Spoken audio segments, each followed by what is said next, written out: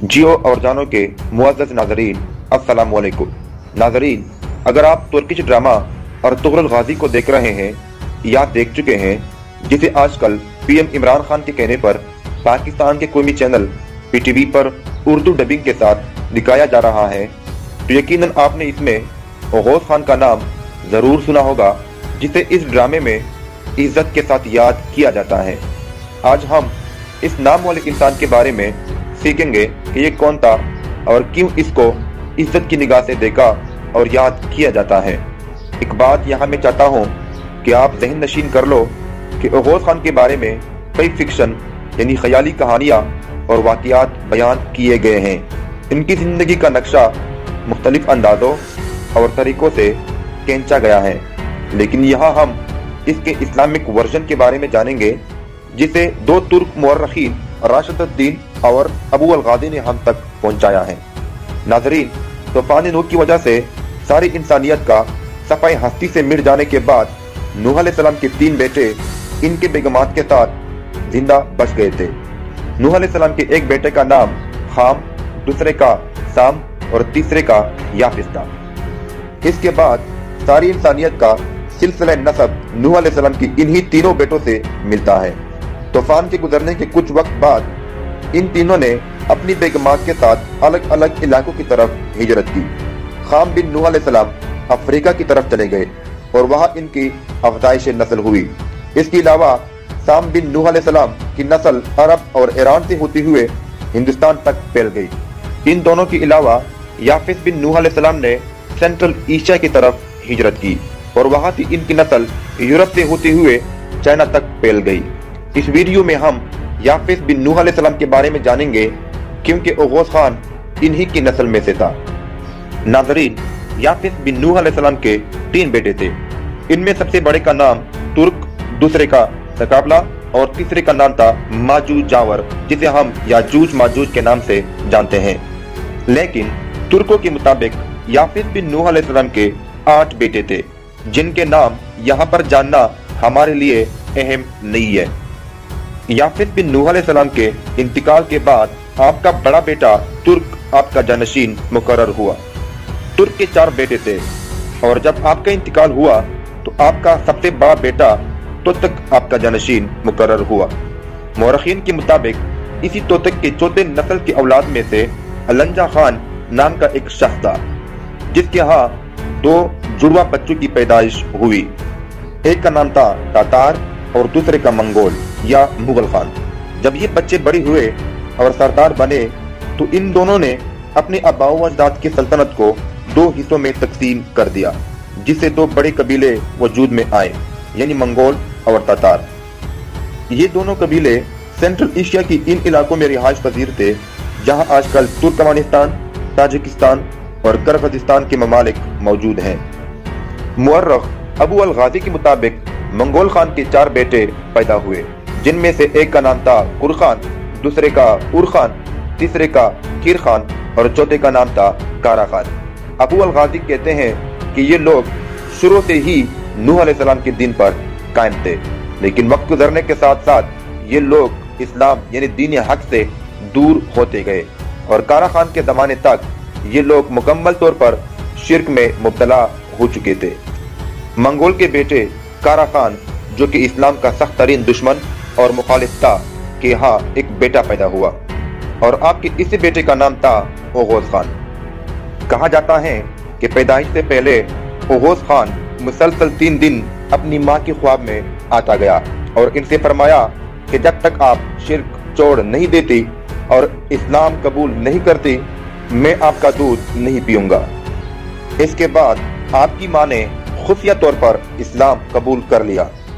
इस तरह बहादुरी से इस्लाम कबूल करने की वजह से तुर्क ओगोस खान की माँ को इज्जत के साथ याद करते हैं और इसे अपनी दादी माँ का दर्जा देते हैं। इसके अलावा ये बात भी मशहूर है कि ओगोस खान ने सिर्फ एक ही दिन अपनी माँ का दूध पिया था और इसके बाद आपने घोड़ी का दूध पीने और गोश्त खाने की ख्वाहिश की थी। कहा जाता है कि आपने सिर्फ 40 दिन बाद चलना फिरना शुरू किया। जब आप जवान हुए तो आपने 2 शादियां किए, एक अपने चचा कुर खान की बेटी से और दूसरी भी अपने दूसरे चचा कीर खान के बेटे से की। शादी के बाद जब आपने इन दोनों को इस्लाम कबूल करने की दावत दी, यानी राह रास्त पर लाने की कोशिश की, तो उन दोनों ने इनकार किया, जिस पर आपने इन दोनों को छोड़ दिया और तीसरी शादी भी अपने तीसरे चचा उर खान की बेटी से की। आपकी इस तीसरी बीवी ने आपके कहने पर इस्लाम कबूल करके वफादार होने का सबूत दिया। जब ओहोस खान की साबिका बीवियों ने कारा खान से शिकायत की कि आपके बेटे ने एक अलग दीन अपनाया है और ये कि आपके बेटे ने हमें इसलिए छोड़ दिया क्योंकि हमने उसके अपनाए हुए दीन को कबूल करने से इनकार किया, तो कारा खान शदीद गुस्सा हुए और बेटे को मारने के लिए निकल पड़ा।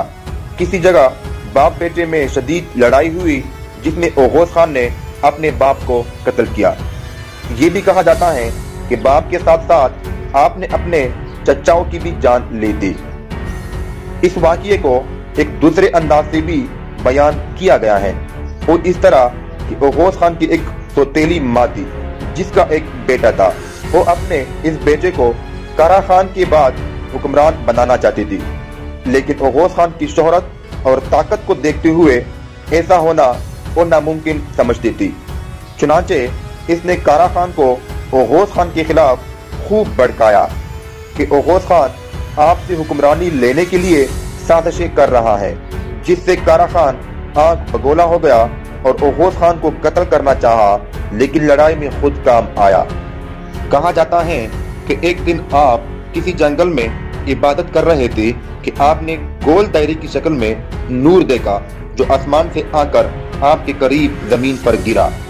इसमें एक खूबसूरत लड़की थी जिसे देखकर आपको इससे मोहब्बत हो गई और इससे शादी कर ली। इस बीवी से आपके 3 बच्चे पैदा हुए। इन बच्चों में से एक का नाम था गणेश खान, दूसरे का आई खान और तीसरे का नाम था यलदेस खान। इसके अलावा कई सालों बाद जब आप शिकार पर निकले थे तो आपने एक बहुत बड़ा दरख्त देखा। इसका तना अंदर से खोखला था। आपने इसके अंदर एक लड़की देखी, इसे घर लेकर आया और इससे भी शादी कर ली। इस बेबी से आपके 3 बच्चे पैदा हुए, जिनके नाम थे कोक खान, देख खान और डेनीज खान। दोस्तों, इन दोनों वाक़ियात को विल डेमीर इस ड्रामे में बच्चों को कहानी के तौर पर भी सुनाते हैं। अगर आप देखना चाहते हैं तो लिंक डिस्क्रिप्शन में मौजूद है। नाज़रीन, ओहोस खान की नौजवानी के दौरान एक बहुत बड़ा अजदहा आपके कबीले के लोगों और जानवरों का शिकार करता था। कई बार कोशिशें करने के बावजूद कबीले के लोग इसे मारने में पूरी तरह नाकाम साबित हुए थे, लेकिन ओहोस खान ने तने तनहा इस अजदहे को मारा और इसका सर काट कर कबीले ले आया। जब कबीले के लोगों ने ये देखा तो वो आपकी बहादुरी की तारीफें करने लगे। अब ओहोस खान एक कौमी हीरो बन गया था। इसके बाद आपने कबीले के तमाम 40 बड़े सरदारों को एक जरगे में बुलाया और इन सब से एक एक बेटा लेने का वादा लिया और इस तरह पहली बार 40 बहादुर और मजबूत नौजवानों की एक फौज बनाई। इसकी वजह से कबीले और ओहोस खान की ताकत में हर गुजरते दिन के साथ इजाफा होता गया। कुछ वक्त बाद आपने दोबारा एक जरगा बुलाया और सारे सरदारों के सामने एक वलवला अंगेज तकरीर की। आपने फरमाया, मैं तुम्हारा खान हूँ, आओ सब मिलकर अपनी अपनी तलवारें और डालें उठाएं। खुदाई ताकत हमारी निशानी है और सुरमई बीड़िया हमारा जंगी नारा है।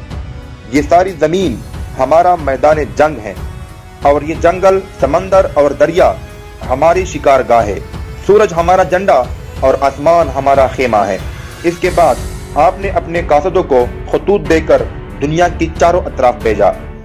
इन खतूत में तमाम बादशाहों को खबरदार करते हुए लिखा था, मैं तुर्कों का खान हूँ और मैं पूरी दुनिया का खान होऊंगा। मैं चाहता हूँ कि या तुम मेरी इताअत करो या फिर जंग के लिए तैयार हो जाओ। इसके बाद जिन बादशाहों ने आपकी इताअत से इनकार किया, इनके खिलाफ आपने जंग का ऐलान किया और सबसे पहले रूम के बादशाह उरम खान से जंग करने के लिए निकल पड़ा। कहा जाता है कि एक रात अपने खेमे के अंदर आराम कर रहा था कि एक बहुत बड़ा भेड़िया अंदर दाखिल हुआ। جس نے آپ سے کہا کہ تم ارم خان کے خلاف نکلے ہو، اس لیے میں آپ کے لشکر کے آگے چل کر آپ کی رہنمائی کروں گا۔ اس جنگ میں رومیوں کو شکست دینے کے بعد اوغوز خان نے اپنے بیٹوں کے ساتھ ہندوستان، ترکستان، مصر، شام اور ایران پر بھی چڑھائی کی اور کامیابی حاصل کی۔ ان سب جگہوں پر بھی اس بھیڑیے نے آپ کی رہنمائی کی۔ اس کے بعد بھی آپ کئی سالوں تک زندہ رہے، اور جب آپ بوڑھے ہو گئے تو آپ نے اپنے تمام 6 بیٹوں کو بلایا اور ان سب سے مخاطب ہوتے ہوئے کہا، اے میرے بیٹو، میں نے خدا کی طرف سے ملنے والی اس سلطنت کی اچھی طرح حفاظت کی۔ اب یہ سلطنت تمہارے ہاتھوں میں ہوگی۔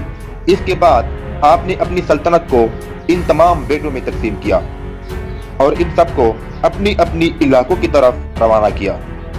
ناظرین، اوغوز خان کے کل 6 بیٹے تھے اور ان میں سے ہر ایک کے 4 بیٹے ہوئے۔ ان میں سے ہر ایک کے نام پر الگ الگ قبیلہ بنا اور اسی طرح اوغوز خان کے 24 قبیلے بن گئے۔ تقریباً یہ سارے قبیلے ہمیں ارطغرل غازی کے ڈرامے میں بھی دیکھنے کو ملتے ہیں، جیسے کہ کائی قبیلہ، دو درگاہ اور چودار وغیرہ۔ اس کے علاوہ جو بھی ان سارے ترک قبائل پر حکومت کرتا، ان کو ثبوت کے طور پر یا شاید اوغوز خان کی یادگار کے طور پر اوغوز خان کا ایک مہر دیا جاتا تھا۔ یہ سارے ترک قبائل اس مہر کو کافی اہمیت کا حامل سمجھتے تھے اور اس کے لیے اپنی جان بھی قربان کرتے تھے۔ جب بھی ان میں کوئی نااتفاقی پیدا ہوتی تو اسی مہر کی وجہ سے یہ لوگ دوبارہ متحد ہو جاتے۔ تاہم وقت گزرنے کے ساتھ ساتھ یہ سارے قبیلے ایک دوسرے سے علیحدہ اور اسلام سے دور ہوتے گئے۔ پھر دوبارہ یہ لوگ حضور پاک صلی اللہ علیہ وآلہ وسلم کے زمانے میں دائرہ اسلام میں داخل ہوئے اور اس اسلام کی سربلندی کے لیے دن رات ایک کیا۔ ناظرین، یہ تھی اوغوز خان کی بایوگرافی۔ اگر آپ کو پسند آئی ہو تو اس ویڈیو کو لائک اور اس چینل کو سبسکرائب کیجئے۔ آپ سب کا بہت بہت شکریہ۔